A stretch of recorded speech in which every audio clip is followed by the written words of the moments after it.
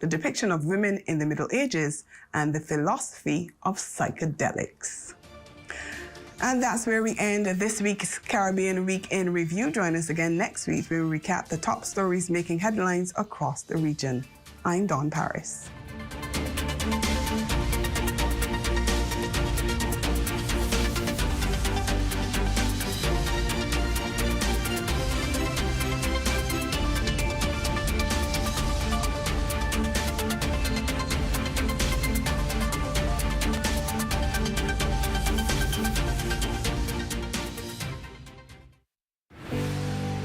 When we started Stormframe Windows in 1999, we wanted to fabricate an impact-rated product to compete with the Florida market, and we've done this. There's no fabricator or vendor from Florida that can do what we can in the Bahamas. Because we fabricate locally and we're a local-based company, we have the capability to provide better customer service than our competitors. With all the worldwide supply chain issues, we at Stormframe have improved our fabrication process and have invested in stock to be able to produce our orders in 4 weeks. We also keep in stock over 400 windows and doors at standard sizes for walk-in customers to purchase. Our professional sales staff is here to assist you with the complete purchase and installation. We also service and ship to the Out Islands. Thank you for your support, Bahamas. Thank you for your support, Bahamas.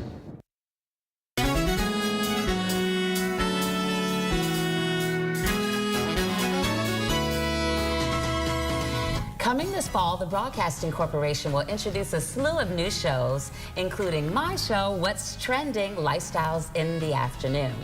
Here's my producer, Tanya Smith-Cartwright, who will shed some light on what to expect. Stacy, I cannot tell you how excited I am. We're going to be dealing with entertainment, romance, fashion, travel, gardening. You're going to have a DJ. Okay. It's going to be just totally fabulous, and I cannot wait. I have a question for you, though. Okay.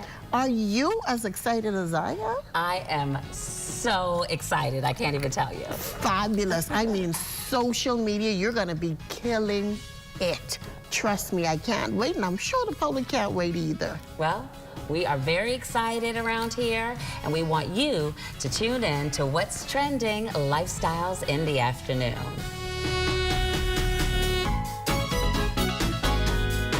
What's Trending? Coming this fall to ZNS Network, Lifestyles in the Afternoon.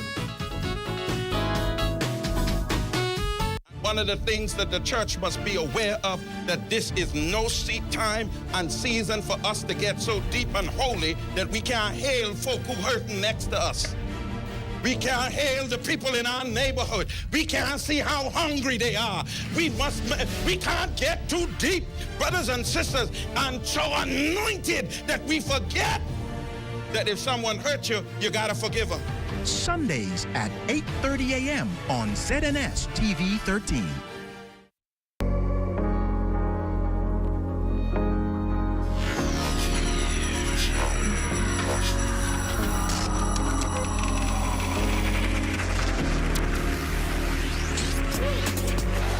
You're watching the ZNS Network, the People's Station. Good evening, Bahamas. I'm Raven Davis, and here is a look at what's making news. The Grand Bahama Shipyard unveiling its $600 million expansion project. Hear how this will impact the Grand Bahama economy. Also in the news tonight, cars are beginning to assemble at the PLP headquarters in Freeport in preparation of the motorcade and rally for standard bearer for the Progressive Liberal Party, Kingsley Smith. We have the details. And residents in the Pinners Point community complaining about an all-too-familiar issue. The Bahamas Tonight, the Northern Edition, starts now. This is the Bahamas Tonight, Northern Edition.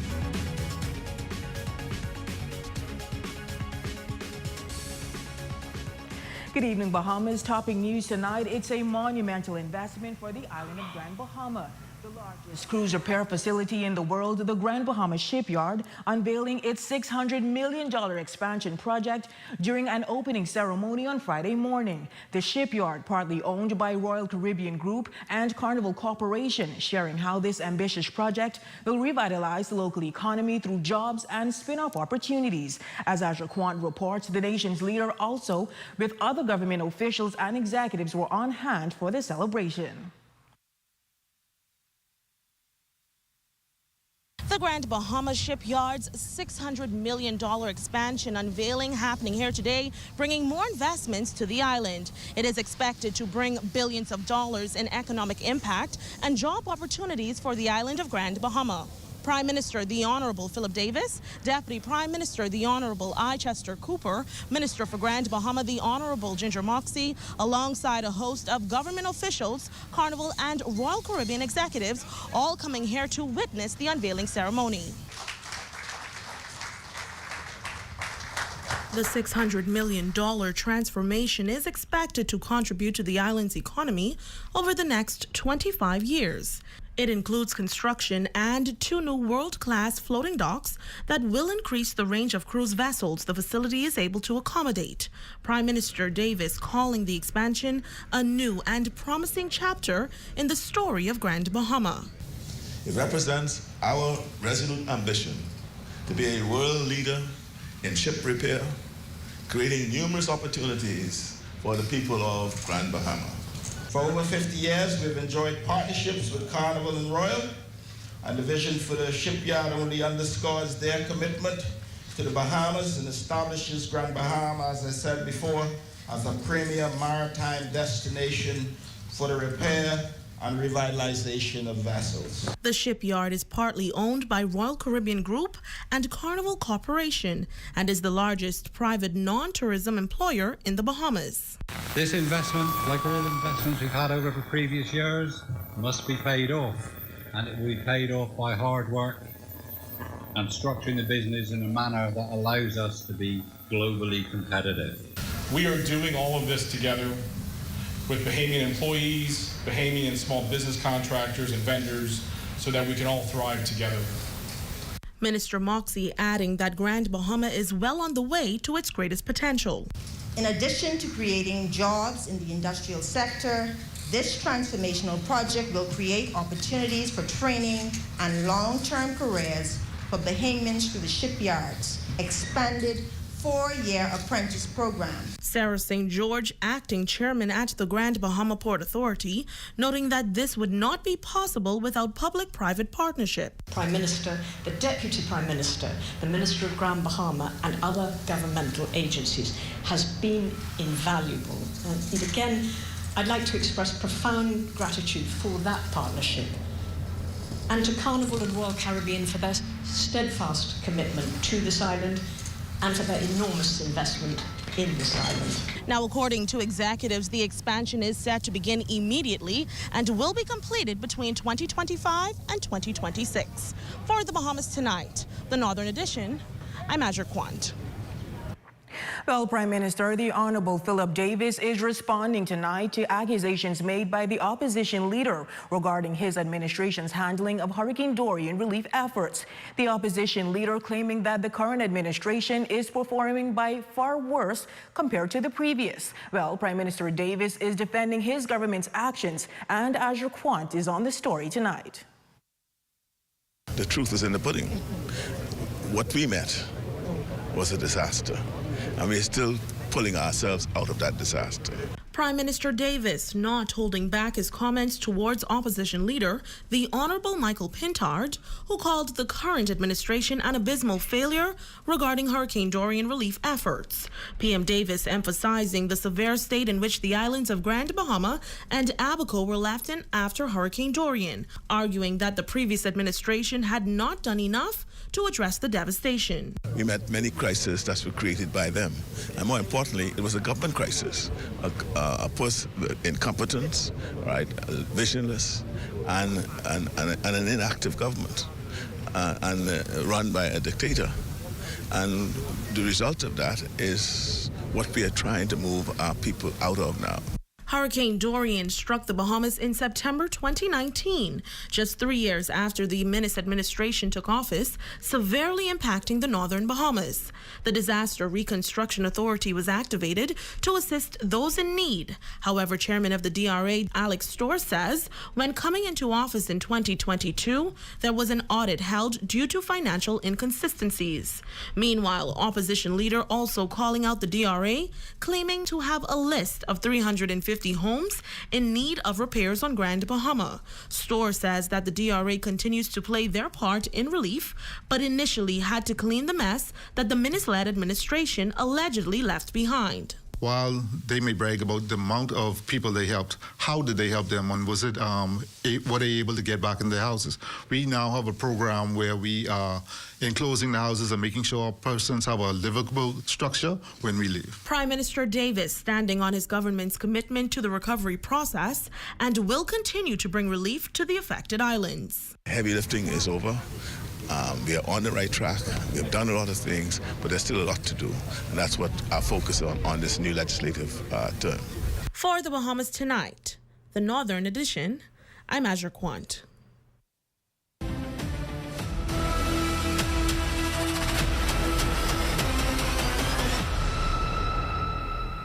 Well, it's been just over 1 month since the passing of the late Minister of Social Services, Information and Broadcasting, and a Member of Parliament for the West Grand Bahama and Bimini constituency. With the by-election looming, many were awaiting the official announcement of the writ of election by the Governor General. However, today, a leaked document was circulated throughout social media that revealed the date of the upcoming by-election. Our Jolanda Thompson Everest joins us live now with the latest. Jolanda? Raven, the date for the by-election is set. That according to a leaked document circulating earlier today. The parliamentary commissioner also confirming to another news agency the authenticity of the document that lists the date nomination day for November 6th and November 22nd as the date for the by-election. Now, according to a separate press statement by the parliamentary commissioner, it reads, the public is hereby advised that a writ of election for the West Grand Bahama and Bimini constituency was issued today by Her Excellency, the Most Honorable Cynthia Pratt. In light of the same, the register is closed as of October 26 in accordance with Section 25.2 of the Parliamentary Elections Act. Now, the notice of election circulation leaked says that an election is to be held of a member of parliament to serve in the House of Assembly for the West Grand Bahama and Bimini constituency. It adds that nomination papers may be delivered by the intending candidate or by one of the subscribers to the returning officer at Mount Zion Baptist Church Hall, Jonestown, 8 Mile Rock, between the hours of 9 o'clock in the morning and noon on Monday, November 6, 2023, being nomination day for the said constituency. Also, forms of nomination papers may be obtained from the returning officer at the place, date, and times aforesaid, or any date at the office of the parliamentary commissioner in Nassau during office hours. The returning officer will, at the request of any person registered as a voter for the said constituency, prepare a nomination paper for signature. And if the election is contested, the poll will take place on November 22nd between the hours of 8 in the morning and 6 in the evening. So far, there are expected to be at least 5 persons who will contest the West Grand Bahama and Bimini constituency seat. They are standard bearer for the Progressive Liberal Party Kingsley Smith, Free National Movement candidate Bishop Ricardo Grant, Coalition of Independents leader Lincoln Bain, and Independents Daquan Swain and Ternille Burrows. Live in studio for the Bahamas Tonight, the Northern Edition, I'm Jolanda Thompson Everest. Back to you at the desk, Raven. Thanks so much, Jolanda. Now, with the register officially closed, close to 6,000 persons are expected to vote in the upcoming by-election. The West Grand Bahama and Bimini constituency has 14 polling divisions, with 4 of them in Bimini. The political machinery in high gear this weekend, with political rallies set for Grand Bahama and Bimini. Tonight, the Progressive Liberal Party will hold its mass rally in West End. Our Ramiko Knowles joins us live as PLPs made the trek west via a motorcade. Ramiko, what can you tell us? Kingsley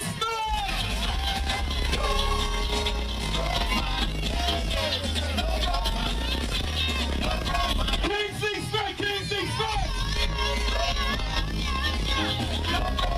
Thanks, Raven, and good evening, Bahamas. I'm Ramiko Knowles, and we are coming to you live from the Harbor West Shopping Plaza in 8 Mile Rock, where the motorcade has just taken a quick pause.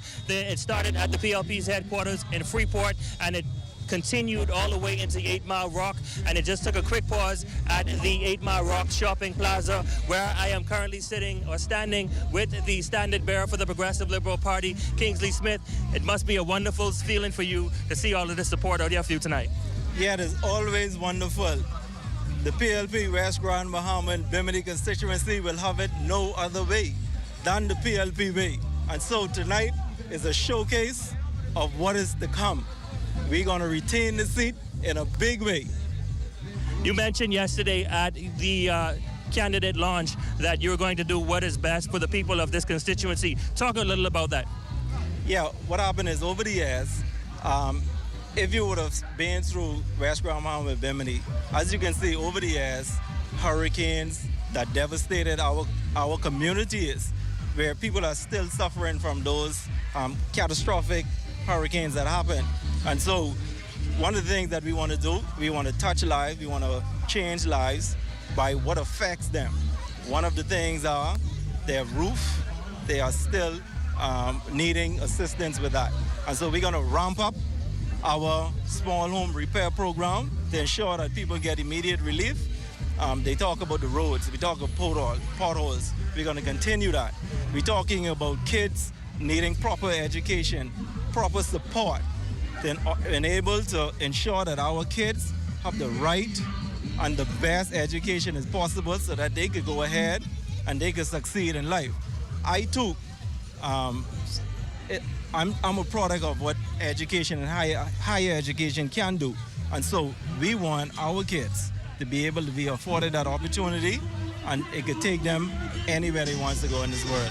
And the Prime Minister mentioned yesterday that this is not a coming back for you, but more of a homecoming.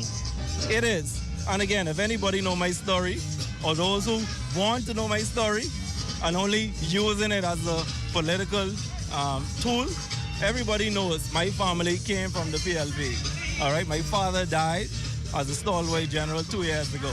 Always PLP. And like I said, I repeated that story already. And so it's only a matter to come back home. I am home, all right? Back in the PLP where we belong. This is the only party to govern and run this country. Well, thank you so much. There you have it, the standard bearer for the Progressive Liberal Party, Kingsley Smith. We're live at the Harbor West Shopping Plaza in 8 Mile Rock. We're headed to West End, where we will continue this coverage of the Progressive Liberal Party's motorcade. From the Harbor West Shopping Plaza, live for the Bahamas Tonight, the Northern Edition, I'm Ramiko Knowles. Back to you, Raven. Thanks, Ramiko. Certainly a lot of action there. Well, the Free National Movement also hosting its rally in the alley this weekend under the theme Focused on You. The FNM will hold it on Saturday at 5 p.m. at its headquarters in West End. Candidate Ricardo Grant and party leader Michael Pintard are expected to address those in attendance. Well, once news broke that the register is closed and eligible voters will now head to the polls to select their candidate of choice on November 22nd. Our ZNS News team took to the streets of West Grand Bahama to get residents' take on the upcoming by-election. Short, quick sprint is a good date. 3 weeks, basically, that's enough time. I have no doubt we will win. I think it's a sufficient time, which is, I think it's 3 weeks. I think it's sufficient time for us to go on the grounds and get supporters to support us in this next by-election. The PLP West End, we always was a PLP. So no mind who get there, how they get there, that's the PLP hold. We feel good about our candidate, the Bishop Ricardo Grant. You know, someone that I personally know, and I hold him to be a very good individual.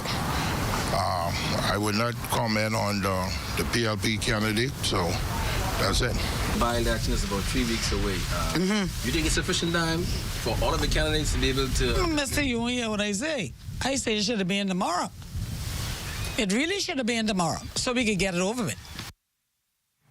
Well, switching gears now, Pinders Point residents have band together to raise alarms over a persistent foul odor that they attribute to the operations of an industrial plant in the nearby vicinity. In this report, they're calling for more representation, claiming that the odor is making them physically ill. Here's that report. Pinders Point residents say a putrid scent emanating from nearby industrial plants has been wreaking havoc on their daily lives, even affecting their health. And it's an issue they say has persisted for over 40 years, despite past efforts of writing letters, making calls, and even holding protests to address the situation. People are hurting in this area. People are literally sick to their stomach physically from this odor. That is Grace Pinder, local government representative for the Pinders Point Township. She says every year around this time, the unpleasant odor intensifies, and this year is no exception. My household, we've had it where I've had to take everyone to doctor basically from throat vomiting and rashes and headaches, swinging in the head. And so as a local government representative, I've gotten calls from several persons in the community stating the problems that they're having as well. In fact, residents say they can pinpoint the exact source of the odors. This time they attribute it to the operations of Buckeye Hub. In the past, the company was community friendly when it was Barco. But since the Buckeye Hub took over, they have not been community friendly. So reaching out to the company is difficult. Pinders Point resident Tanya Allen says now more than ever, it is time for the community to unite if there is to be any resolve. The pollution is in the air here. We smell it more. But you can't tell me it's not traveling. Air travels. So if we're smelling it here and we're feeling it here on this level, you could just imagine. So cancer, yes. My mom, 7 going on 8 years now, she died of cancer. She never smoked a day in her life. All her life, she was here in this community. We have many other persons who died of cancer in this community. Why is there a hush? For resident Lorna Knowles, this situation came to a head last December. I have 3 special children, and my last daughter, she's autistic. They found fatty tissues, and they did a biopsy, and then I have to do a follow-up every 3 months to make sure that it's not cancerous. Being in that predicament, as a mother, it hits home. Now residents say they love the community, but they're prepared to relocate for the sake of their health. It's the time we reach now is to get out of Pinders Point with this is what's going on. They can make a new Pinders Point, give us the same privilege that we have under the government, and make our life comfortable. We just want to call on, the government that's in power today to lend their ears to the voice of the people. Now, Buckeye Partners releasing a statement today noting that they've become aware of nuisance odors in the vicinity of the Buckeye Bahamas Hub facility. According to Buckeye, the spread of these odors to nearby residential areas has been exacerbated by local wind conditions. Investigation of the underlying cause of the odors is ongoing, and the odors are expected to dissipate within the next few days. The statement further reads that Buckeye is also evaluating temporary measures that can be put in place to reduce the odorous nuisance until it dissipates. Buckeye is actively monitoring vapor concentrations and is not aware of any levels above acceptable safe limits at this time. It concludes the safety of their workforce, the community, and the environment is a priority, and Buckeye says they will actively monitor the situation with a view of providing additional information as it becomes available. Now, we also reached out to the Department of Environmental Health, but were not able to get a response up to news time.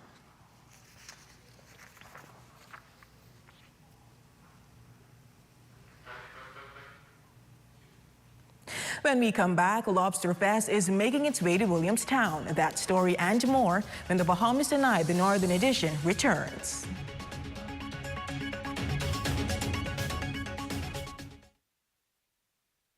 You asked for it, you've got it. A new plant nursery, fully loaded with everything you need and extended hours. Monday through Friday, 8 a.m. to 6 p.m. and Saturdays, 8 a.m. to 5 p.m. every Sunday from noon until 4 p.m. Join us at Portobello's Restaurant at the Grand Lucayan for a delicious full buffet spread. Call 373-1333 for more information. It's the 25% off fall sale at Park & Shop. This October 26th, 27th, and 28th, excluding underwear and red tag items. All roads lead west for the Progressive Liberal Party's motorcade and rally Friday, October 27th. Come out and meet the candidate for West, Grand Bahama, and Bimini, Kingsley Smith. Let them see the gold rush. Bahamas gone. Your #1 news team covering the North. The Bahamas Tonight, Northern Edition. Welcome back. Lobster Fest 2023 returns to Williamstown after a 3-year absence. The cultural festival and all things lobster eatery is scheduled for this Saturday at Toads on the Bay Restaurant and Bar in Williamstown. I tried it in 2014 and it was really successful, so I said I should try to make it annual. And every year after 2014 we did it, but 3 years we didn't do it because of the pandemic and the devastated hurricane. We'll have lobster prepared different ways. We have the sweet and sour lobster, the minced lobster, the deep fried lobster, the lobster and dough. We have the bare batted lobster, and then we have the fry bread to go with the deep fried lobster. It's just going to be everything lobster. We also will have different dishes on sale, but everything will be mainly lobster. We're going to have a junk and a rush out. We're going to have a live band and some of Freeport's hottest DJs. Your evening check on sports is next with Jay Philippe.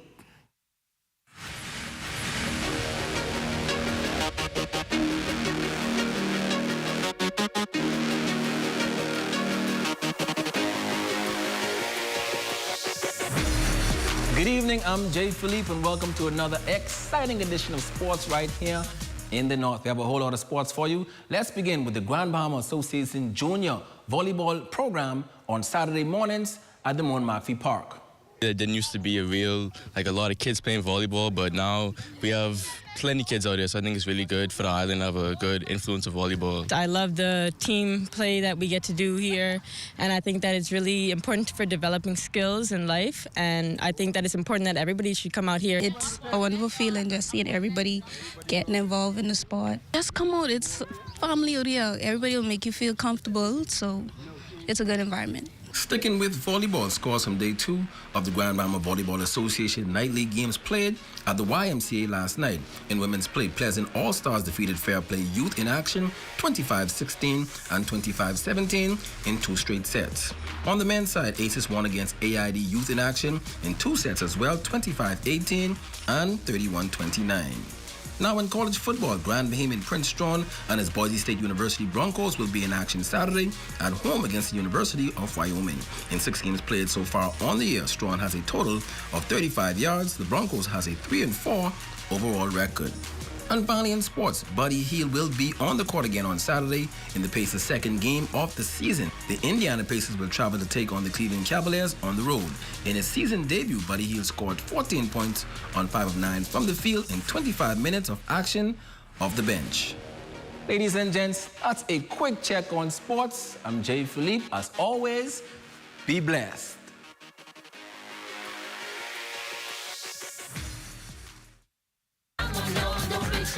All roads lead west for the Progressive Liberal Party's motorcade and rally Friday, October 27th. Come out and meet the candidate for West, Grand Bahama, and Bimini, Kingsley Smith. Let them see the gold rush. Bahamas gone.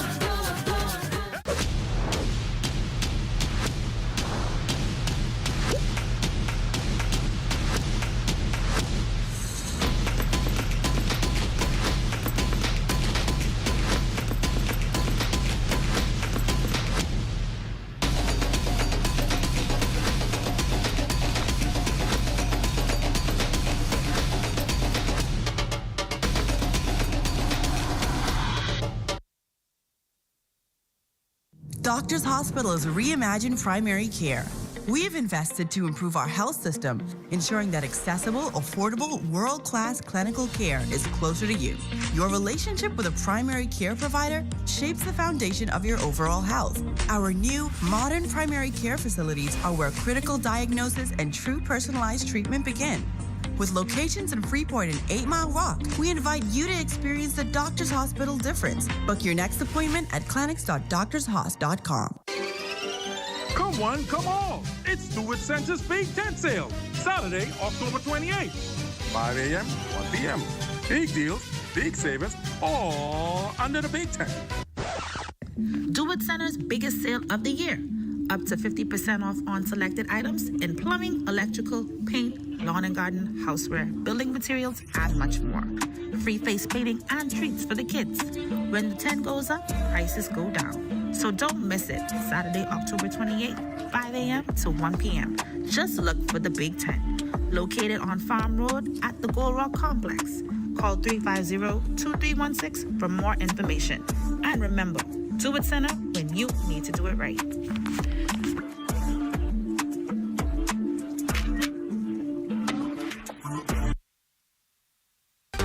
Your #1 news team covering the North. The Bahamas Tonight, Northern Edition. Dylan Knowles, you are our Facebook friend of the day. We hope you had a great birthday, and we thank you for always watching. And that is going to do it for us here in the North. On behalf of our entire ZNS News team, I'm Raven Davis. Stay tuned. The Bahamas Tonight continues.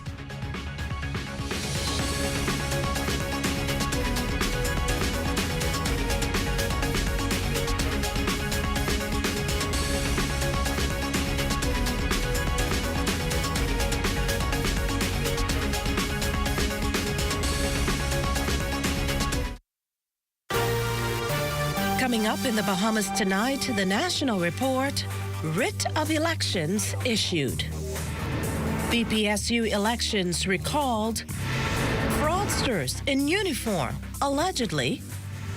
And in sports, BLTA host major events. The Bahamas Tonight, the National Report, starts now. ZNS News is brought to you by the new BTC. Fiber is here. Faster, stronger, more reliable. Together, we are unstoppable. Switch today.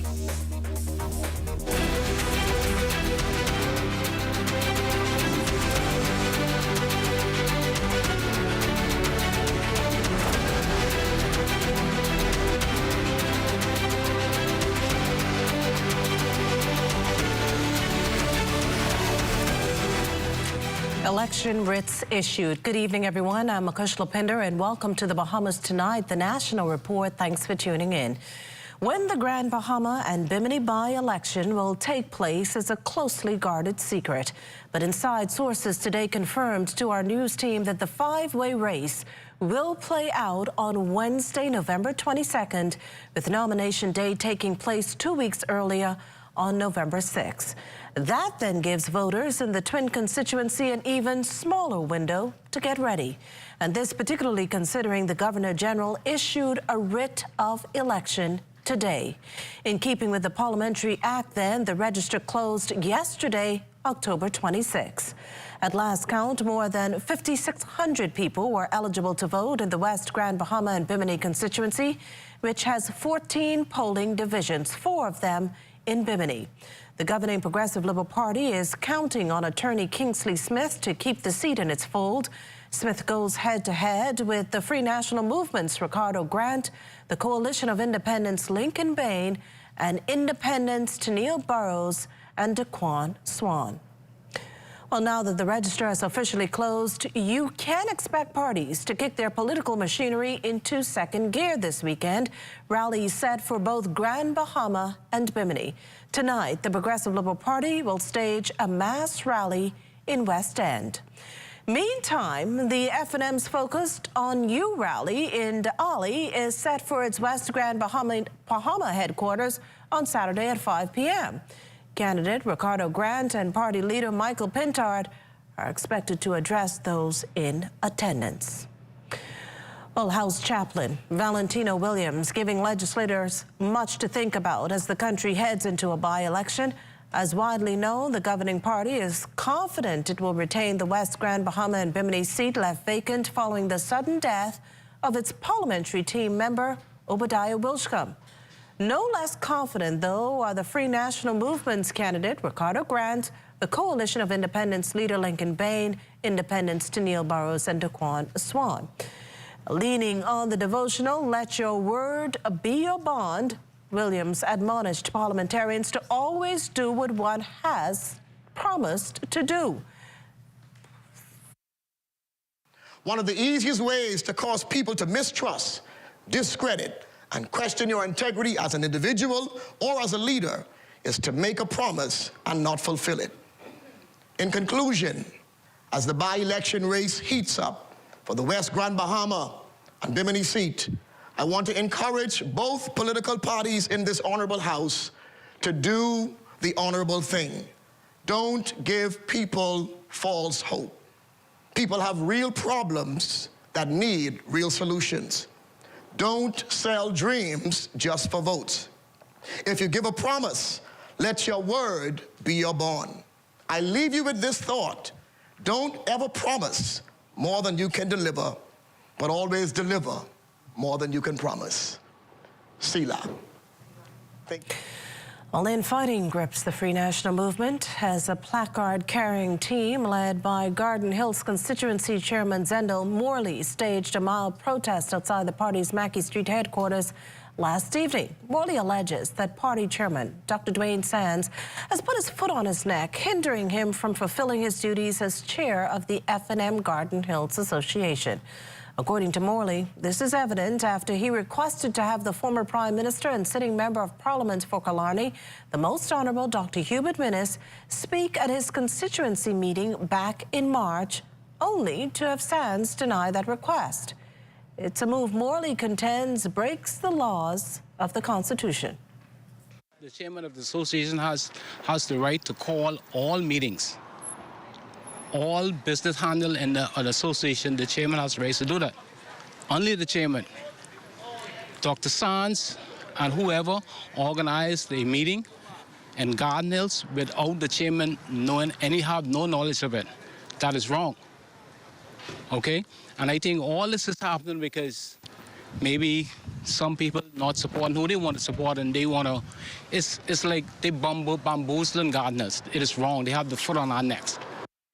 Speaking on Dr. Sands' behalf, the F&M's deputy chair, Don Saunders, reasoned that the protest is an attempt to embarrass the party at a time when it's headed into the West Grand Bahama and Bimini by-election. I want to say, as deputy chairman of this party with responsibility for New Providence, that the complaints that we've gotten many a times from representatives of Garden Hills cost us to assist, in our view, the association in having their meetings and come to the conclusion to having an election. Over in the Progressive Liberal Party's camp, the race for chairmanship heats up. This time around, it's expected to be a three-way competition with former Cabinet Minister Shane Gibson and former PLP Senator Attorney Robin Lyons challenging incumbent Fred Mitchell for the post. The governing party heads into convention November 9th and 10th.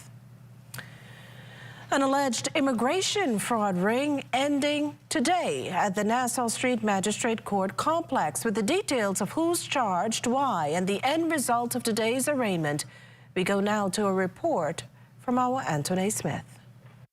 Two immigration officers today appeared in court charged for their role in a now defunct fraud ring. That's 50-year-old Viberg Brown and 30-year-old Thornton Carey, charged with one count of bribery and another count of conspiracy to commit bribery. Prosecutors allege the duo, while being concerned together on Wednesday, October 11th, accepted an advantage in exchange for providing extensions on Jamaican passports belonging to Shakira Anderson, Sasha Natasha Burke and Sasheen Thomas, charges for which they both have denied. Those very same indictments also levied against 49-year-old Jamaican national Jennifer Ann McInnes, the sole female defendant charged in Court 5 with one count of bribery and another count of conspiracy related to the same matter. She has too denied the charges and was granted bail in the amount of $7,000. Now, according to court dockets, two immigration officers, Julia Turnclass and Jolando Adderley, are expected to be arraigned on Monday in connection with this matter. As for the defendants, arraigned today in Court 4, they were released on a $4,000 bail bond and will return to court on November 21st for trial. For the Bahamas Tonight, I'm Antoinette Smith. Well, there was every expectation today that embattled North Abaco MP Kirk Cornish would appear before Supreme Court Justice Cheryl Grant-Thompson, but that's now slated to take place next week. Cornish was initially arraigned before a magistrate. The case, however, was fast-tracked to the Supreme Court by a voluntary bill of indictment. 46-year-old Cornish is accused of raping and assaulting a 35-year-old woman back on March 5th here in New Providence. It is further alleged that on April 4th, while here in New Providence, he raped the same woman and threatened to kill her. The Family Island rep also reportedly assaulted the complainant on January 20th in Cooperstown, Abaco. Cornish is out on $9,500 bail with two sureties. The court has also ordered that he stay away from the virtual complainant and not have any contact with his accuser or anyone connected to her. Over in the New York court is where you could find FTX founder Sam Bankman-Fried today. According to international reports, SBF acknowledged he made mistakes large and small and that customers got hurt. However, he denied defrauding anyone or taking customer funds.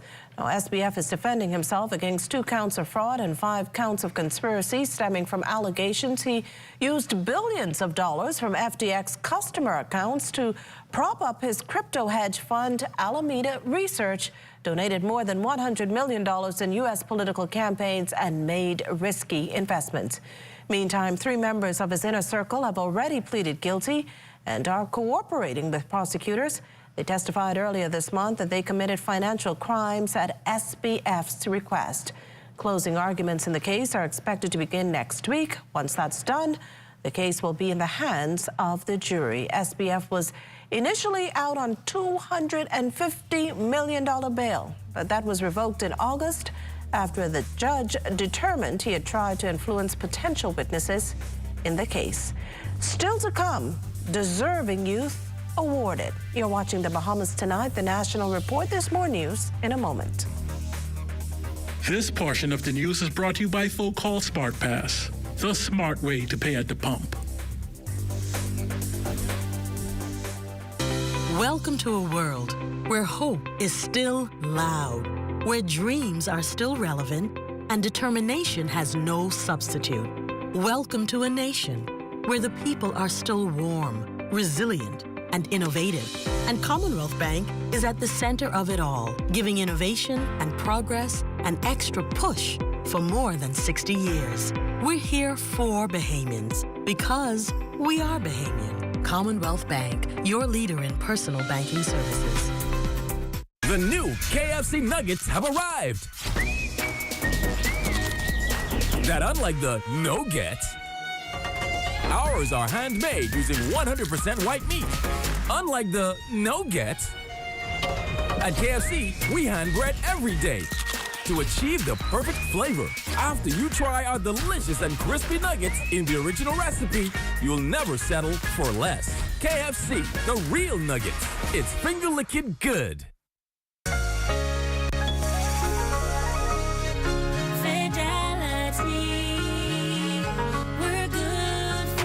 My business couldn't survive without my credit card machine from Fidelity. It's fast, convenient, and my clients love it. My sales increase, and I can track my earnings. Get your credit card machine from Fidelity today. Call 356-7764.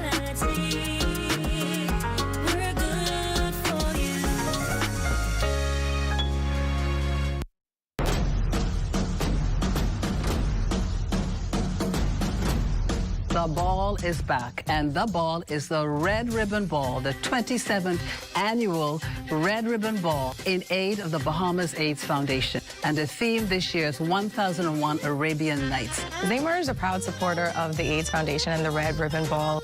Over the years, we found that what we do best creates an atmosphere for people to open up their pocket.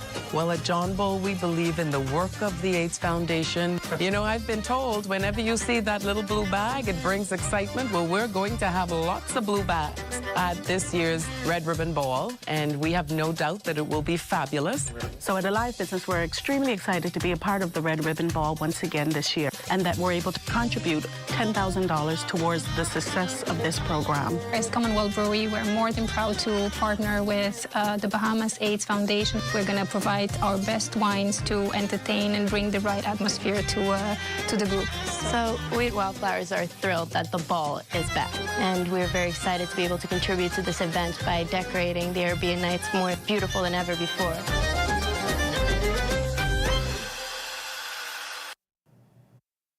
It seems last month's Bahamas Public Services Union elections have not yet been certified. At least that's the information the Bahamas Public Services Union received from the Registrar of Trade Unions. The communication citing election irregularities for the delay. We contacted Bahamas Public Services Union President-elect Kingsley Ferguson, who stressed that until a decision is made, his team will continue to work on behalf of the people they represent. Well, the communication did indicate that we would be informed of some date, time, and place on when an election would take place. However, we cannot say the length of time that exhausting the various recourses that we do have will take. And so, again, the issues in relation to the communication from the registrar has been placed in the hands of the union's lawyer, Mr. Khalil Parker, and so hence we would be advised accordingly. Fellow presidency hopeful Alexander Barrow shed light on some of the irregularities that occurred. We had persons' names that were not expressed on the register, persons who were members in good standing. Also, there was an incomplete register. None of the polling stations had a complete register. Portions of the register was surfacing. The polls itself were opening 3 hours late. Diplomatic Week, brought to you by Bahamas Financial Services Board. Well, many seek advice from the Diplomatic Corps on when and where to invest in the Bahamas, and that's not an easy task when you think of the country's archipelagic formation. But what many diplomats are concerned about is foreign direct investment becoming too Nassau-centric. Altavi's Munnings has more. The issue of investing in the Bahamas piquing the interest of the Diplomatic Corps. The Diplomatic Week roundtable discussion becoming a heated one as diplomats voice their concern on why there isn't more emphasis placed on investing in the southern Bahamas. I visited many islands, but every time I try to go to those islands, I can't because it would require me for a whole week to be there, and I don't have the time. So it's very difficult to if you don't have the connectivity. There's a level of decentralization that has to occur where decisions can be made, or an influence, or strong influence of decisions can be made at the local level and not all just geared coming out of New Providence. If we're going to talk about going to Acklands, then the first thing we have to think about is, as you mentioned, flights, frequency. But when we get there, heads on beds, accommodation. When we get to accommodation, infrastructure, internet connectivity, then when we get there, we don't need power outage, so renewables. When we get to renewables, we have to think about experience, engagement, what do we do? There are far too many young Ghanaians who are moving from the southeastern Bahamas.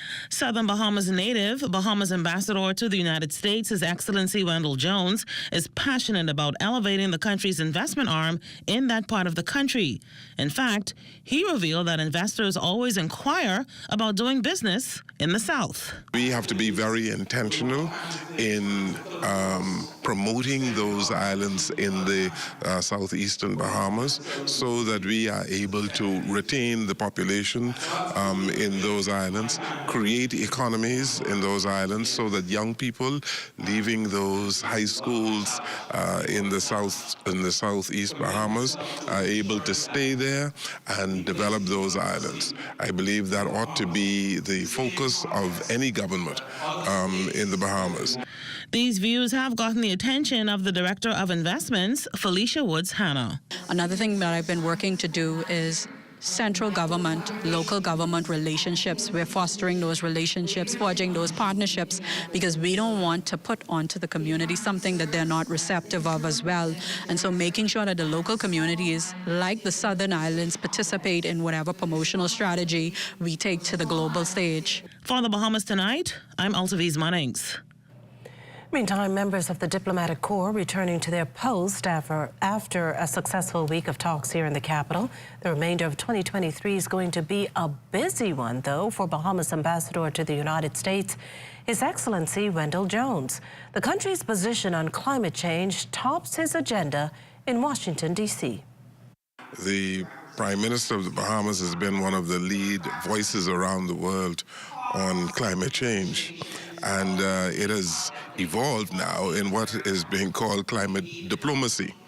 And so, as ambassador, I have been invited to a number of fora in the United States, not only in Washington, but elsewhere, where I am basically regurgitating the information that Prime Minister Davis and our Foreign Minister, they have been about as they traveled among many countries of the world and in preparation for COP28. And so, in addition to the other daily activities in meeting foreign diplomats, the various courtesy calls that we have on the embassy in Washington, the main focus would be really on climate change. Well, the Bahamas Investment Authority is undergoing a complete digitization. Director of Investments Felicia Woods-Hanna revealing at Thursday's Office of the Prime Minister weekly press briefing that December is the target date for the BIA to stop issuing hard copies of the International Persons Land Holding Act applications. The documents for non-Bahamians and permanent residents who want to acquire and hold property in the Bahamas. What this does is cut down the time from about 2 months for processing of investment board applications to about a week and a half, which is a great win for the facilitation department of the BIA. We have opened our USD and BSD accounts at the Bahamas Investment Authority. With that, we are now able to accept payments. The old process, you took an approval letter to the Inland Revenue and you had to get a receipt and bring it back to BIA for issuance of an investment board permit or an investment board certificate of registration. That process has since changed to allow for greater efficiency in the processing of applications, as well as, being more paperless. Stakeholder consultations with all professional services bodies are also underway to transform the nearly 30-year-old national investment policy.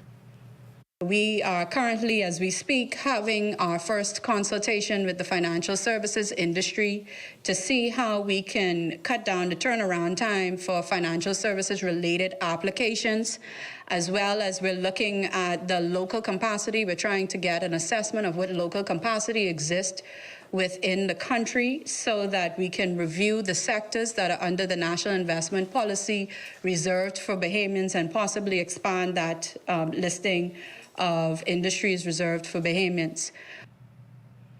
Human resource professionals coming together for a 2-day conference at the Sandals Royal Bahamian Resorts Convention Center. The Bahamas Society for Human Resource Management's annual conference and expo looks to resource professionals with important skills and tools to assist them with staying ahead of changing trends and perhaps most importantly, avoid burnout. Attendees are hearing from many leading professionals in the industry. State Minister for the Environment, Zane Lightbourne, brought remarks. The keynote was delivered by Chief Executive Officer for the Society for Human Resource Management, Johnny C. Taylor. LaShanta Smith is the newly elected president of the local society. We are on the cutting edge, so we're looking at quiet quitting. We're looking at multi-generational workforces. We're looking at all of the things that Human Resources has to deal with, labor matters, just so that we can stay on the cutting edge of what's going on in the industry and in the world and the workplace right now. In other news this evening, it can be quite nerve-wracking to find yourself in a 2- or 3-car collision on a busy thoroughfare here in the capital. But what's even more upsetting is discovering that none of the parties involved is insured. Well, tonight, LaDawn Davis speaks to an insurance executive about a problem that's all too common and what other trends are brewing in the industry. We have issued in excess over 12,500 tickets for this year, and the bulk of them being driving with no insurance. You know, the Road Traffic Act requires that all vehicles on the road carries at least third-party insurance. Senior Vice President here at J.S. Johnson, Charles Johnson, says motorists traversing our streets uninsured is not only dangerous, but an inconvenience to other drivers not at fault for an accident. Probably as high as 30% of the road users are uninsured. Whenever they're involved in an accident, God forbid, a bodily injury claim to a third party or death, it means that those persons are left without any resources. What's even more concerning to Johnson is a large number of traffic smash-ups involving foreigners being allowed to operate rental vehicles. We are seeing an increase in the number of tourist arrivals in some of our islands. And we've also seen a trend of serious accidents in 1 or 2 of the islands. And we have also seen where, at least one instance, where one of the parties involved in an accident, was not insured, and there was a fatality. Johnson says stiffer penalties must be implemented as a strong deterrent for drivers thinking about breaking the law. I think there are electronic ways, perhaps, that can be investigated so that, you know, a vehicle that is on the roadways, maybe by way of using technology, you can identify that a vehicle bearing a particular registration number is uninsured. It's irresponsible for drivers to allow their insurances to relapse for years without doing anything about it. It's not a game, and drivers committing this type of practice should think before putting other drivers' lives at risk. For the Bahamas Tonight, I'm LaDawn Davis. Some good advice there. LaDawn. Marcellus Hall joins us in studio with a check on what's coming up in sports. Marcellus? Coming up in sports for this evening, Andros showcasing its new basketball gym. We'll give you some details on how that tournament is going just ahead in sports.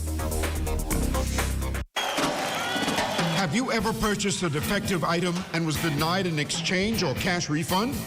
Contact the Consumer Protection Commission at 393-7795-8 or our 24-hour complaints hotline at 357-7898 and let us help your voice be heard. Hey, get up, stand up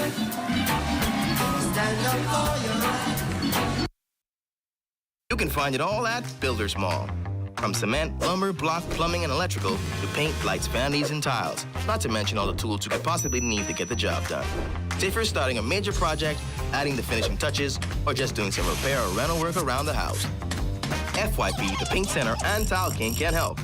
Stop by or call 601-8453. Located 69 Wolf Road, Nassau. You can find it all at Builders Mall. Building, painting, and tiling, the Bahamas. On May 1st, 2012, Rubis acquired the Chevron fuel business in the Bahamas, which traded under the Texaco brand.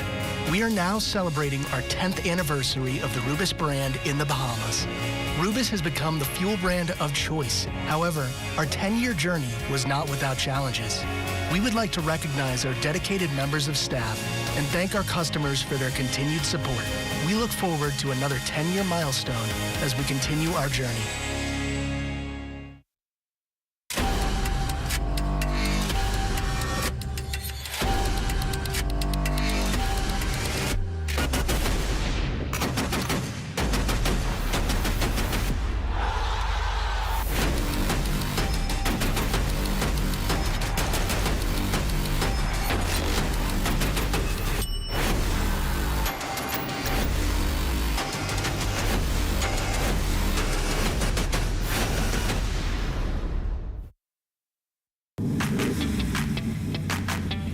Introducing the Focal Smart Pass app that helps you to fuel up faster. Here's how it works. Download the app on the App Store or get it on Google Play and create your profile with payment details. Visit your nearest Shell station, open the app, scan the pump's QR code, select your payment amount, and begin fueling. Say goodbye to cash and cards because the Focal Smart Pass offers secure and convenient payment options right at your fingertips. Download Focal Smart Pass now and fuel up faster today. The country's top future leaders recognized for their extraordinary contributions to nation building during the National Youth Awards this week. Young climate change advocate and student Amber Turner out of Grand Bahama walked away with the Prime Minister's Cup and the Leadership Award for the Environment. Pryden Wilson took home the Community Volunteerism and Director's Cup Award. Kintario McKenzie, the Arts and Culture and Minister's Cup. Glorian Storr, the longest-serving master guide in the Bahamas and former educator. The late Ekron Pratt, who played an instrumental role in the Boys Brigade, both received the Lifetime Achievement Award. Director of Youth, Sandina Neely, says she's pleased to see this year's large number of Family Island nominations. Our top winner, Amber Turner, for the Prime Minister's Cup winner and the winner for the Youth Award in the Environment, is actually from Grand Bahama. And we see some of our rising stars came out of Cat Island, Abaco. I think there was someone from Eleuthera, and we also had someone from Grand Bahama. And so we are seeing our Family Islands come alive in the National Youth Awards, and we couldn't be any happier. Now, we also caught up with a few of the winners who say they're happy their community work did not go unnoticed. When I first got nominated for this award, I was surprised because, as one of the speakers said, not every day that you do things for a award or for a prize. You do it out of the goodness of your heart. It's a drive that you have to see other people succeed, so you do what you need to do. I'm just really happy that climate change gets put on a national stage, you know what I mean? And God is so kind to me, and I'm just really grateful. I'm really honored overall.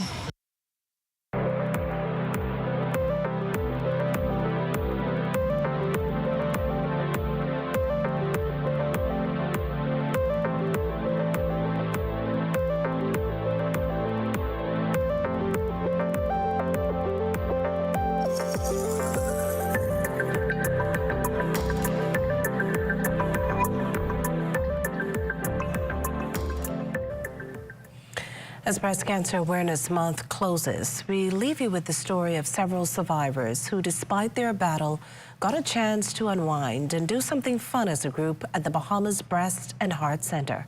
LaDawn Davis has this story. The lump was actually in my right breast. I was called to do a biopsy. It just showed up, pronounced one day, and it wasn't going away. Lumps that turned out to be cancerous is the story of one too many women here in the Bahamas. But to lift the spirits, if only for the night, some breast cancer survivors used the stroke of a brush to paint a pink ribbon, symbolizing hope and finding a cure for the disease that binds them in sisterhood. But before putting her artistic skills to the test on canvas, Jacqueline Wims shared how she's fortunate her cancer cells were treated early for one of the rarest forms of the illness. I was fortunate enough to have the type of cancer that's treatable via hormone therapy. So I am now on a regimen of hormone therapy treatment. There's oral medication, and every 3 months I have to have injections in my stomach, an injection in my stomach to control my hormone levels. To the person to have to take chemotherapy, I think that it's nothing. It's a walk in the park from their journey. Philippa Ramsey has been a regular with mammogram screenings, but yet was diagnosed with breast cancer a year after missing a first in about 18 years. With no family history, Philippa says she's unsure where it all came from, but luckily was able to catch it pretty early. Everything was fine for a total of approximately 18 years. 2020, I did not do a mammogram because of COVID, so there was no exception of going to doctors. 2021, I was diagnosed, and that was the only bad mammogram that I'd gotten. To me, I feel it's chemical, it's food, it's the environment, it's a whole lot of stuff. So, there's no one indication as to why one would get breast cancer. Like I said, that there's no history in my family, but I've suffered the fate, and right now I am here. I'm a survivor, and I'm well. Pastor of the Centerville Seventh-day Adventist Church, Dr. Michael Tood, reminded the survivors that despite their battle, they must put their faith and trust in God. Well, simply, faith is not just jumping out in the dark, and wherever you fall. God is saying it is divine persuasion. What does he mean? He is saying that, yes, I'm going to give you evidence. I'm not calling you to simply base your faith on nothing. Battling breast cancer is a journey all these women will never forget and have made a commitment to use their testimonies to inspire others newly diagnosed to stay in the fight and never give up. For the Bahamas Tonight, I'm LaDon Davis. Meantime, 60 women getting the opportunity to receive a free mammogram at Oak Tree Medical Center thanks to a more than $5,000 donation from Leno Corporate Center. The financial giant promoting breast cancer awareness to ensure women take advantage of early detection and early prevention. Leno Trust Managing Director Sharon Colbrook made today's presentation. Providing free mammograms is just one way of our community involvement, and it was important to us because within 1 week of our initial announcement, we had originally planned to provide free testings for 50 people, but that had to immediately increase within a week because we got an overwhelming response. So we moved from a donation of 3,000 to 5,300, nearly double. Oak Tree Medical's Chief Operating Officer, Ineska Smith, is happy women will be able to receive free breast cancer testing. We find that once you get early detection, then that's half the battle. And so we're glad that, they're able to take advantage of this opportunity during Breast Cancer Month, where it's focusing on breast cancer, and it's very prevalent here in the Bahamas. And so I'm glad that they're able to take advantage of this, because if it's early detection, then it's early prevention, and that's all we're here for. The Climate Change and Advisory Unit within the Office of the Prime Minister is partnering with Deep Science Ventures to offer young Bahamians a fully funded 3-year doctorate program aimed at advancing global energy, food security, and climate resiliency. Dean of the Venture Science Program, Dr. Thane Campbell, says those interested can log on to the Deep Science Ventures website. And so the opportunities that you can create by applying your creativity in science innovation can really expand beyond the Bahamas, beyond the Caribbean, and to create global solutions for food security and for climate change. We're encouraging people to apply today, and I'm looking forward to hearing from everyone who finds this opportunity interesting, even if you don't have a science undergraduate degree or master's degree at the moment, because really what we need are those innovators who are driven, who have determination, who have a magnetic personality, who have expertise in terms of their logical and critical thinking. The Marriage, Children, Family Alliance movement partnering with the Bahamas Strong Families campaign to host a 2-day parenting workshop here in the capital. Organizer Cheryl Walking says the initiative is part of efforts to address the issues impacting families across the country while promoting happier families. The event is set for Super Club's Breezes October 30th and 31st. This critical forum invites the economic and social responsibility investment of, and I'm grateful to have our Minister Halkitis here, public, government, and private business organizational leaders, human resource management professionals, educators, students, social service workers, youth leaders, child care specialists, CSOs, NGOs, FBOs, advocates, childminders, concerned citizens, and relational stakeholders. A noted list of presenters are scheduled to address a variety of topics relating to the family at the workshop, and all funds raised will go towards a worthy cause. Proceeds will fund establishment of the first family foster youth transitional community home in honor of our dearly departed, the Honorable Obadiah O.B.H. Wilshcombe, Minister of Social Services, Information and Broadcasting. We have found there There are opportunities and gaps to be filled in building capacity of families holistically and preparing foster youth to becoming self-reliant, confident, and contributory members of society. In case you missed the news or want to stay ahead, subscribe to our YouTube channel or follow us on X, TikTok, Instagram, or Facebook.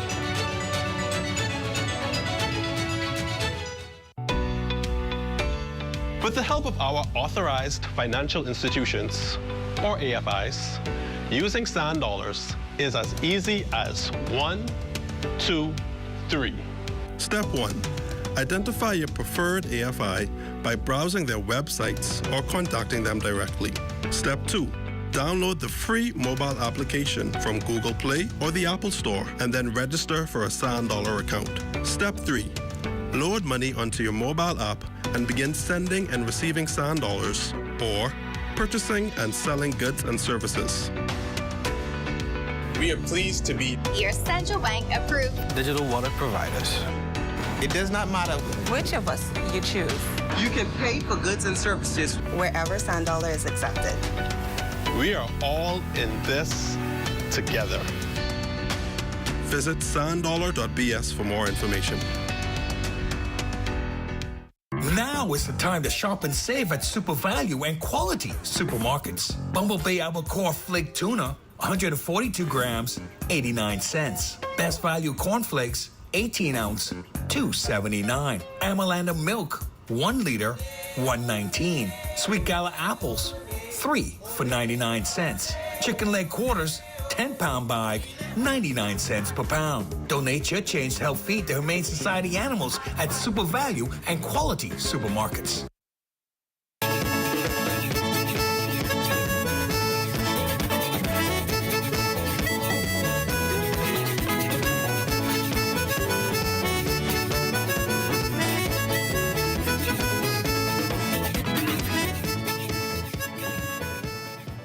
A bold initiative to feed some 10,000 people this Thanksgiving, and behind the gesture, the Bahamas Agricultural and Industrial Corporation and the Bahamas Striping Group of companies.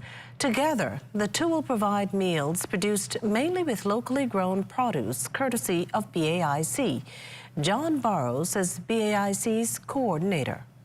We are now tasked with supplying as much produce as we can. As most are aware, our produce is seasonal. And so some staples, particularly for this time of year with Thanksgiving, being pumpkin and butternut squash are some of those items. Yellow squash are some of those items that we are looking at having in support of this project. And beyond that, you know, food security is one of the main thrust that the corporation is now embarking on. We are in the development stages of a crop calendar, a planting schedule, which will give more predictability, see where we have gaps in production with our producers and how we close those gaps. So for not only initiatives like this, but future ones, we're going to look at how we embark to support those projects through agriculture. Otario Mitchell of Bahamas Striping Group of Companies says they are there to help organize the initiative, but will be leaning on those agencies that work day in and day out to feed the less fortunate all across the country. Our intent is to not create anything new, but work with organizations like the Bahamas Feeding Network, Hands for Hunger, Great Commission, and Prophet Lawrence Roll, and other persons who have feeding programs going on this day, to enhance their program by giving them the products needed to produce the meals on Thanksgiving. Infrastructural upgrades for Family Island airports progressing. Director of Aviation and Tourism's Deputy Director General, Dr. Kenneth Romer, explains. This week, you'll find that on the ground in North Eleuthera is a temporary modular facility. Just a temporary fix as we now move towards a long-term solution of giving North Eleuthera a brand new airport. In addition, we have airports in Cat Island, New Bight, we have Exuma and the Keys, we have Long Island again, we have San Salvador, we have Andros, San Andros, and also Mangrove Key. We are focused again about improving the state of our airport infrastructure, which would improve the state of the livelihoods of our Family Island communities. Well, and speaking of Family Islands, it's time for a check on Family Island weather. And for that, we turn to Chief Meteorologist Basil Dean. Good evening, Basil. Good evening, Makisha. Partly cloudy skies this evening. Temperature at 79 degrees. Relative humidity 67%. We have northeast winds at 13 miles per hour. The barometric pressure 1,016.7 millibars. That is 30.02 inches, and the pressure is steady. Temperatures around the Family Islands this evening, they are brought to you by Family Guardian Insurance Company. We're protecting you. 76 degrees in Freeport, Grand Bahama, and Greenville, Key and Abaco. Marshall, Abaco at 77 degrees. The Berry Islands, 80 degrees, 81 degrees in Harbor Island.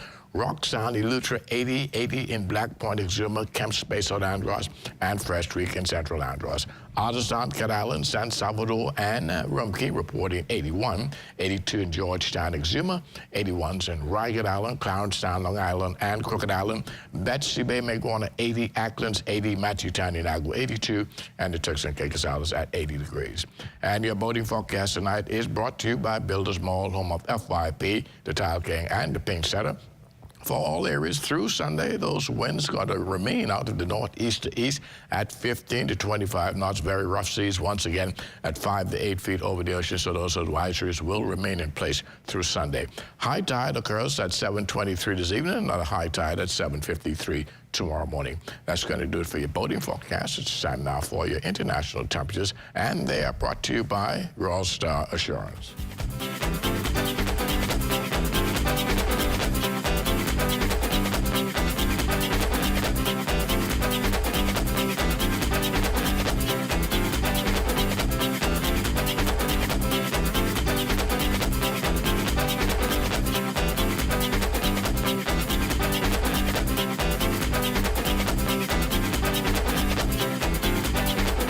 That's got to do it for your international temperatures, brought to you by Royal Star Assurance. But stay tuned, your extended weather forecast is still ahead. Want to have your voice heard? Send your letters to the editor to digitalmedia@znsbahamas.com. Share your thoughts on current events or positive stories within your community. That's digitalmedia@znsbahamas.com. We want to hear from you.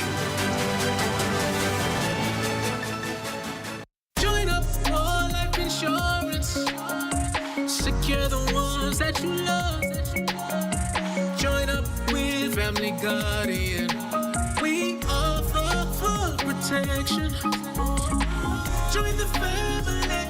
Join the family. Family Guardian. Protect the ones you love. A brand that you can trust. Family Guardian. For hurricane season, we got impact windows and doors. For protection, just come to our store. Plus we got tiles to pretty up your walls and your floors. We'll help you brighten up for that big bad storm. Porcelain tiles, blank tiles, mosaic tiles, a variety of styles. Before teens get right, they gotta be rough. That's why we got the best deals in the whole Bahamas. Hey, hey. On May 1st, 2012, Rubis acquired the Chevron fuel business in the Bahamas, which traded under the Texaco brand. We are now celebrating our 10th anniversary of the Rubis brand in the Bahamas. Rubis has become the fuel brand of choice. However, our 10-year journey was not without challenges. We would like to recognize our dedicated members of staff and thank our customers for their continued support. We look forward to another 10-year milestone as we continue our journey. This is ZNS Total Sports. ZNS Total Sports brought to you by Sans Beer, who reminds you to recycle your beer bottles for cash in Nassau, Grand Bahama, and now Abaco and Eleuthera. Welcome to your ZNS Total Sports Check here on a Friday, everybody. Our Marcellus Hall basketball news starting us off as they are into day 2 of the Danny Pratt High School Basketball Invitational in South Andros. Championship round set for tomorrow. Our Corvell Pyfrom making the trek to get us all caught up on the action at the brand new stadium. Corvell? South Andros, more specifically the Bluff, playing host this weekend to the Danny Pratt High School Basketball Invitational. The community has been the host home for this tournament for years, but it's the first time it's being played indoors as the community's brand new first ever gymnasium was recently completed and is now in use. Central South Andros and Mangrove Key MP Leon Lundy taking in the action, excited about what having this facility and hosting this tournament mean. It's an economic boost also because all of the rooms are sold out. Our cars are rented. I mean, we have bus transportation going back and forth with the children. It's a great boost and a great morale just to be in this gym alone. I can tell you they were waiting for it years in the making. On the court, some exciting fun from both boys and girls. Boys, it was Central Andros High coming up short to the Stingers from Mangrove Key. They had a height advantage on them, and this is our first competition they just started playing. But we'll get them next time. It was a good game. This is our second game for this tournament, and the boys came out and they did a better job on defense. We still need to secure the ball more and make the easy shots, but fortunately we came out with the win, so I'm proud of that. In girls action, CV Bethel's Lady Stingrays clipped the sting from the Lady Stingers, nearly shutting them out completely. Final score 30-2. Chantel Roll coaches the Lady Stingrays. I told my girls, we come out here, we come to play, we come to have fun. It really doesn't matter the team that we play, is the way that we play, the way we look. Well, this is a competition, so not everyone can win. But what is unanimous is that all the students, those here to play and those here to watch, are thrilled to be here. They'll play the championship games tomorrow right here in South Andros. And, of course, we'll be right here to bring you all the highlights. For ZNS Total Sports in South Andros, I'm Corvell Pfeiffer. All right, thanks, Corvell. Now, earlier this week, we told you about the partnership that now exists between the government of the Bahamas and the University of Miami's athletic program. Deputy Prime Minister Chester Cooper was in Miami for the announcement and talked about the benefits of the partnership. We are big on sports tourism, but we're really big on getting our guests from Florida to the Bahamas. There's a significant population right here at our doorsteps in Florida. We want to officially invite them to the Bahamas using the hurricanes as a platform to do so. So there's great opportunities for community partnerships. There's opportunities for corporate and events initiatives. There's opportunities really to have a relationship as we are doing this over a 3-year period. This is not just transactional, so we will have an opportunity to attract not just tourists, but investments to the Bahamas. Local tennis news now, where the Bahamas Lawn Tennis Association set to be busy in the near future with a number of events in November, starting with a regional training camp November 7th through the 10th. BLTA president outlining what's in store. This camp will feature the top under 14 players from the English-speaking Caribbean, and so it's going to be a very high-intensity camp, and there'll be 6 players traveling to the Bahamas to attend this camp, and we'll have 7 Bahamian participants hailing from Eleuthera, Grand Bahama, as well as New Providence. Now, according to President Perry Newton, the camp just the beginning of things to come. Following the camp, we will have an international under-14 tournament, which will feature 26 boys and 16 girls, and there will be a combined number of 11 countries that will be featured at this particular tournament. This will be our first under-14 international tournament since COVID, so it's going to be really good for the Bahamians to be able to participate at this level because this younger age bracket, the 14s, is a very formative for their development and their development, as well as for the persons who would qualify via the age in the under-12s. And just before we leave you this evening, it is Public Service Week, and as a part of that, there will be a slow pitch softball tournament held this weekend and the following weekend, the Blue Hills playing fields. A total of 18 teams will be taking part with the championship set for November 4th. And of course, tonight is Game 1 of the World Series. Diamondbacks going up against the Texas Rangers. And that's your check on sports for you here on this Friday. Don't go anywhere. We got that final Friday weather look that is just ahead. ZNS Total Sports brought to you by Sans Beer, who reminds you to recycle your beer bottles for cash in Nassau, Grand Bahama, and now Abaco and Eleuthera. This is ZNS Total Sports.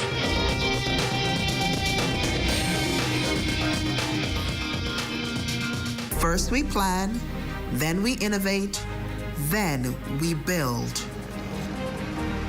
At Bahamas Striping Group of Companies, we are committed to quality, to safety, and to service. We know that the road you take is just as important as your final destination. At Bahamas Striping Group of Companies, it is our job to make sure the road and the ride are as smooth as possible. From striping roads to building them, we are the right choice, the trusted choice, the only choice to help you build your tomorrow.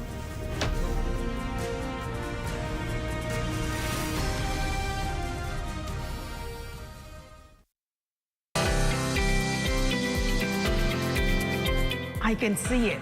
I can feel it. Grand Bahama, the bounce back. You have a clear vision. Yeah. What is it that you hope this show will do for the island of Grand Bahama and indeed the people here on this northern island? It will do exactly what bad news does. It reverses that and let people know that all hope is not lost. In the person of the Honorable Prime Minister Philip Brave Davis, right? He's doing an excellent job. I'm seeing major hotels. I'm seeing large cultural shows. It's time for us to actually invest before we can ask someone to invest. There's a greater good, and there is something bigger than me and you.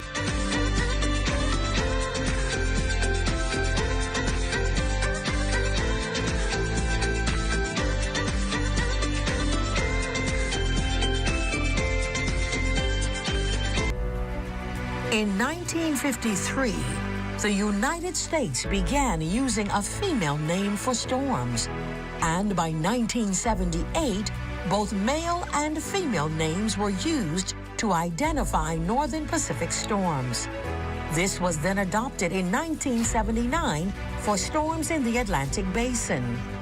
The National Hurricane Center does not control the naming of tropical storms.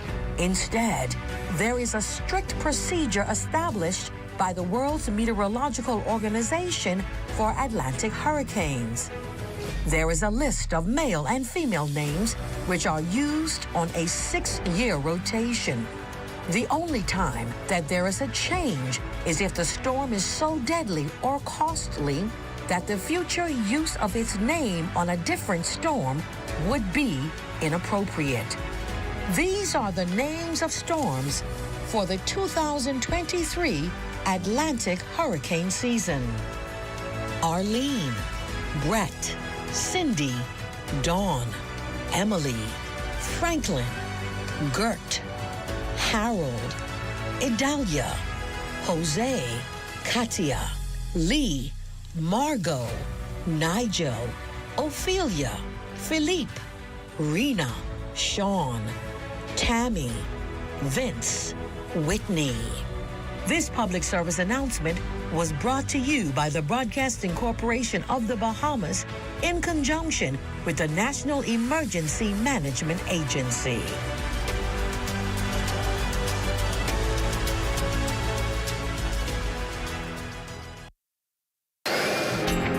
Time now for weather. In our final look at weather, Tammy has regained tropical status. It is now Tropical Storm Tammy, and it's moving away from Bermuda at a very slow speed, about 3 miles per hour towards the east-northeast. It will continue along that track for the next couple of days before turning more towards the south as we head into the early part of next week. And then closer to home, we're keeping our eyes on this area in the South Caribbean Sea. Hurricane Center is suggesting that this system could develop into a tropical depression over the next few days. And once that happens, it will move towards the north, and we'll have to be very careful with that system over the next several days. So we'll continue to monitor it and keep you posted. Meanwhile, our ridge of high pressure continues to produce very strong winds across the Bahamas, and that will continue right through the weekend and into the early part of next week. Tonight, we're looking at partly cloudy, breezy with a passing shower, low temperature around 78 degrees. And tomorrow, mostly sunny, very breezy, high temperature about 83 degrees. And your extended weather forecast, lots of sunshine in the forecast tomorrow. That will be short-lived, as by Sunday, We can expect cloudy skies with scattered showers and thunderstorms, some of which will be heavy at times, becoming more isolated as we head into Monday and Tuesday of next week. But the daytime temperatures, they're going to remain quite nice in the mid-80s, and your nighttime temperatures in the mid-70s. Makishla. Well, thanks, Basil. The Eugene DePuch Law School celebrating 25 years of legal education in the country. Principal Tonya Bastian Galanis says the school's work remains unmatched, and for the next few weeks, a number of activities will take place to highlight the institution's impact on the legal profession. We're celebrating what we've accomplished over the period of 25 years. We're noting the importance of our contribution to the Bahamas, to the region, and looking forward to the next 25 years. We're planning things that commemorate the focus of the law school, our commitment to excellence and community service, our commitment to legal education. And so we're having distinguished speaking events, we're doing community events, and we're having events that will engage our alumni and students. Attorney General Senator the Honorable Ryan Pinder applauding the work of the institution. Well, the Eugene DePuch Law School's had a tremendous impact to education and to the legal community in the Bahamas. I'm a graduate of the Eugene DePuch Law School, the first Attorney General to be an alumni of the institution. And, you know, it offers Bahamians an opportunity, especially those who can't afford or don't have the ability to go to London, for example, or the United Kingdom, to pursue a legal career and legal education within their home country, recognized by the entire Caribbean region with their certificate of legal education. Well, time now for the poll of the week, and this week we're asking, does cold weather equal Christmas? And is October too early to decorate for the holidays? Well, you can chime in on our social media handles. That's ZNest Bahamas 242 on X and the ZNest Network on Facebook. Before we end, we want to remind you that daylight saving time ends this Sunday, November 5th at 2 a.m. And that does it for the Bahamas tonight. Thank you for continuing to make ZNest your first choice for news and information. Only the sun covers the Bahamas better than ZNS. From all of us here at ZNS, thank you for watching and good night.